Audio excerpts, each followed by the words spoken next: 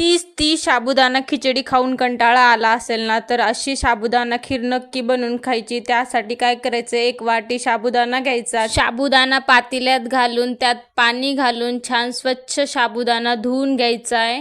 त्यानंतर थोडं पाणी घालून साबुदाणा 3 तास चांगला भिजू द्यायचा आहे। आपल्याला झाकण ठेवून साईडला ठेवून द्यायचा आहे साबुदाणा भिजायला। 3 तासानंतर झाकण काढून बघायचं, आपला साबुदाणा छान भिजलेला असतो, छान फुललेला असतो। आता ना गॅसवरती एक कढई ठेवायची गरम व्हायला। गरम झाली की त्यामध्ये 1 चमचा साजूक तूप घालायचं आणि भिजवलेला साबुदाणा घालून छान परतून घ्यायचा साबुदाणा तुपामध्ये। त्यानंतर 1 लिटर एवढं दूध आपल्याला साबुदाण्यामध्ये घालायचं आहे।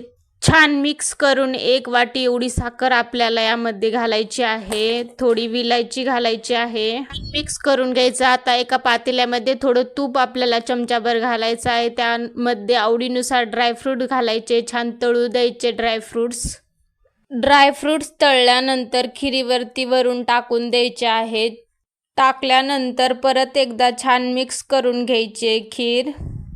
मग काय झाली ना साबुदाणा खीर तयार, मस्त आपली उपवासाला खाण्यासाठी। मग इकडची तिकडची वाट बघायचीच नाही, लगेच प्लेटमध्ये वाढून घ्यायची आणि मस्त खायची बरं का। मग ही अशी साबुदाणा खीर उपवासाला नक्की बनवून खायची।